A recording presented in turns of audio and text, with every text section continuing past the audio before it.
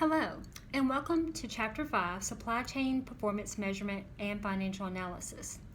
As we look at this week's learning objectives, we need to understand the scope and importance of supply chain performance measurement, explain the characteristics of good performance measures, discuss the various methods used to measure supply chain costs, service, profit, and revenue, understand the basics of an income statement and a balance sheet, demonstrate the impacts of supply chain strategies on the income statement, on the balance sheet, profitability and return on investment, and understand the use of the strategic profit model, analyze financial impacts of supply chain service failures, utilize spreadsheet computer software to analyze the financial implications of supply chain decisions. So, as we're introduced to this chapter, we have to realize that many organizations in today's world, they've realized that performance metrics are critical to managing the business and achieving desired results. Many of our organizations want to do the right things, which is called effectiveness, and do them right, which is called efficiency. And when you simply state those two objectives, it's not very adequate unless they have a specific measurable metrics to back that up. And it does have to enable the organization to gauge whether or not these objectives are achieved. The purpose of this chapter does four things. The first thing it does, it introduces the dimensions of supply chain performance metric. Number two, it discusses how supply chain metrics are developed. Number three, it does offer some methods for classifying supply chain metrics. And number four, it uses quantitative tools to show how these metrics can be linked to financial performance of the organization. When we talk about the dimensions of supply chain performance metrics, we need to think about what is the difference. Okay, that term, in traditional terms, it measures what's used to denote any quantitative output of an activity or process. And you need to be sure you understand what the word quantitative means. Quantity, something that can be measured, okay? And today that term metric is being used more often in place of the term measure. So that's interesting to think about. And secondly, what are the characteristics of a good metric? Well, there's some questions that have to be asked and answered. So that first question is it quantitative? Okay? While not all of our metrics are quantitative, that is usually a requirement when measuring the outputs of processes or functions. Number two, is it easy to understand? Do we understand what it's doing? This question is directly related to the fifth question. Is it defined and mutually understood? Question number three, does it encourage appropriate behavior? Remember, principles of management. The basic management principle is metrics will drive behavior. The fourth question, is the metric visible? Good metrics should be readily available to those who use them. Now, the sixth question that is asked, because we already answered number 5, so we didn't skip number 5, but number 6 says, does the metric encompass both outputs and inputs? Process metrics, such as on-time delivery, need to incorporate causes and effects into their calculation and evaluation. The seventh question that we have to ask is, does it measure only what is important? And the supply chain operation generates huge volumes of transactional data on a daily basis. And the eighth question is it multidimensional? Although a single metric will not be multidimensional, a firm's metric program will be. And so this is where the terms and scorecard and key performance indicator KPIs will apply. Go back to Introduction to Supply Chain Management lectures when we were in class. And you remember we talked about how those partners are rated, how they are being used with scorecards and also KPIs. Well, now this is more, not only is it to the firm that's producing the materials, but also to the actual processes that those firms are using. So as you can see, it goes a little deeper.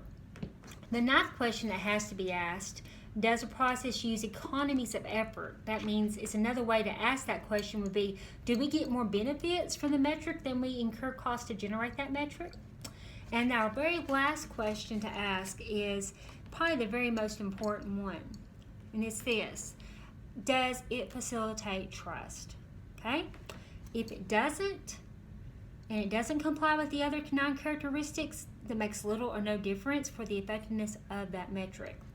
So when you evaluate the current or potential supply chain metrics, that's critical to sound metrics program, it's also important to think about this. Metrics need to change over time. Not only does performance standard, but also the individual metric as well. So everything is constant, including change. When we think about internal metrics, they focus on the performance of the shipping firm, while external metrics, they measure the experience from the customer standpoint. Okay.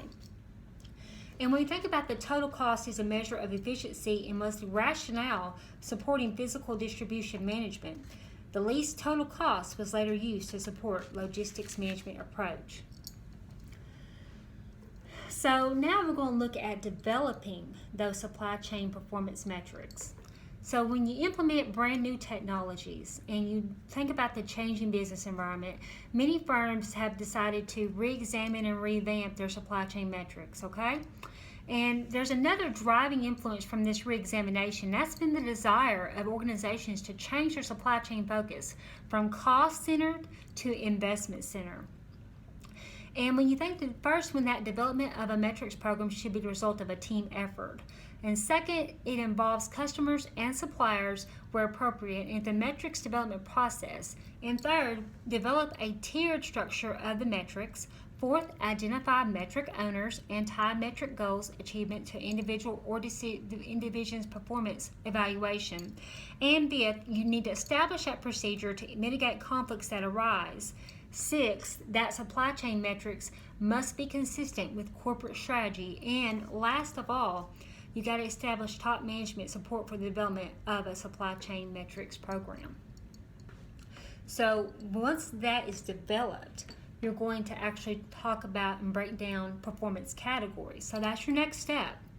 So there's 4 major categories that you need to be aware of, and they're very useful way for helping you to examine logistics and supply chain performance. So you have your time, quality, cost, and supporting metrics.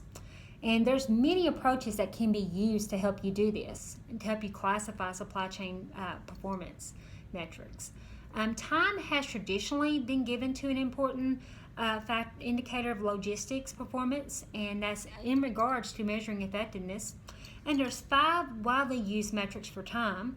We've got the 2 elements of time, and that is elapsed time for the activity and the reliability or variability for the activity. And then the second category is your cost, and it's the measurement for efficiency. And quality is our third logistic. And several dimensions of the quality category are important to logistics and supply chain management. And another metric classification scheme that has been receiving increased attention is developed by the SCR or the SCC and the SCO reference, the SCORE model. That's the Supply Chain Operations reference by the Supply Chain Council. There's 5 major categories of metrics, and they are process D1, reliability, responsiveness, flexibility, cost, and assets. And another perspective suggests that performance metrics for logistics and supply chain management, they need to have logistics operations cost, logistics service metrics, transactions cost, revenue quantification, and channel satisfaction metrics. Because you're looking at the OCT, the order cycle time, and that is very important in logistics service metrics, okay? OCT influences product availability, customer inventories, and the seller's cash flow and profit. We look at the transaction cost and the revenue that relates to the value added by logistics. So remember, we're talking about value added here. And the service and price relationships, and what specifically is the customer's perception of service quality. Well, you have to add that logistics value to the seller's perspective. There are 3 basic alternatives as follows. We have the increased service with a constant price to customer, constant service with the reduced price, and increased service with the reduced price. And so we have our final category after we look at the perspective on the transaction cost and the revenue, and we look at how the customer should be willing to buy more products from that seller if the logistics service allows the customer to make a profit from that seller. That's called channel satisfaction. And that's essentially looks on how logistics costs and service are perceived. So now we're going to explore the finance and the cost savings connection, the supply chain finance connection, and the revenue cost. So when we look at supply chain processes, It influences the flow of products from the supplier to the final point of consumption. That's the basic concept of supply chain. And the resources utilized to accomplish this flow process determine in part the cost that's involved in making that product and the product that is available to the consumer at that consumer's location. And this is called a landed cost, and that impacts the buyer's decision to purchase the seller's product. The decision to alter supply chain process is essentially an optimization issue. And supply chain management involves the control of raw materials and process and finished good inventories. And the level of logistics service provided has a direct impact on customer satisfaction. Efficiency of the supply chain impacts the time required to process the customer's order. Order processing time has a direct bearing on an organization's order-to-cash cycle. And the order-to-cash cycle includes all the activities that occur from time the order is received by a seller until the seller receives payment.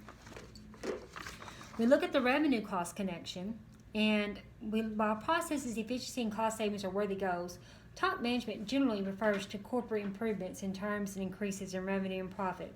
The inherent conflict between the goals of top management and supply chain management can be readily resolved by converting cost savings into equivalent revenue. Okay.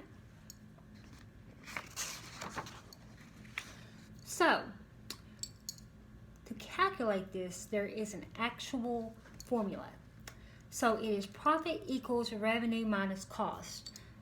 Have your book out with you, and on page 153, it illustrates that simple formula, where your cost is equal to the X number percentage of the revenue, then the profit equals your revenue minus the X number percentage of sales equals revenue divided by 1 minus X percentage. And your profit margin is 1 minus X percentage. Then your sales is equal to your profit and your profit margin. So when you look at this, and it's on page 153 of your textbook, it has it labeled out for you. Now, I do want you to look at the bottom of page 153, and it gives you a small example problem. You don't really have to work this out. It's really not something that you can work out like you would as a math problem, but it does give you an idea of how you can arrive at a number using this simple formula. Okay? And now we're going to look at the supply chain financial impact. And a major financial objective for any organization is to produce a satisfactory return for stockholders. This requires a generation of sufficient profit in relation to the size of the stockholders' investment to assure that investors will remain confident in the organization's ability to manage its investments. The absolute size of the profit can be considered, and it's usually in relation to the stockholders' net investment or their net worth. An organization's financial performance is also judged by the profit it generates, and that's in relationship to the assets utilized or return on assets, which is your ROA. The supply chain plays a critical role in determining the level of profitability in a certain organization. So when you think about that, you've got the order-to-cash cycle that affects the time required to receive payment from a sale, and then it impacts the accounts receivable and cash assets. Our channel structure management includes decisions that regard the use of outsourcing your channel inventories, information systems, and channel structure. And inventory management talks about that decisions that reduce your inventory, your safety stock, obsolete, or excess stock, and optimize inventory location, as well as effective order management not only reduces supply chain costs, but it supports increased revenue. Now, our financial statements, when we think about those, attention has to be given on two very important financial statements, your income statement and your balance sheet. And yes, we are now looking at a little bit of principles from accounting. So our financial impact of supply chain decision is there's another methodology that's available to perform the same financial analysis is a strategic profit model, SPM. And what SPM does, it makes calculations that were made in spreadsheet analysis, okay? The asset turnover is a ratio of sales to the total assets. It indicates how the organization is utilizing its assets in relation to sales. Your return on equity indicates the types of return the stockholders are realizing on their equity in an organization. And then we're going to look at the supply chain service financial implications. And this is the final part of this chapter that closes it on out. We talk about the results of supply chain service failures that are added to the cost to correct the problem and lost sales. There's a figure in chapter 5, figure 519 in your book, that talks about the methodology for determining the cost of service failures. When the supply chain service failures occur, there's a portion of the customers that will refuse the orders. Okay? They request that all orders to be corrected, or they'll refuse it. Fix it or we won't take it is their stance on that. And those refused orders represent lost sales revenue. That's your refused orders times revenues per order. And that must be deducted from your total sales.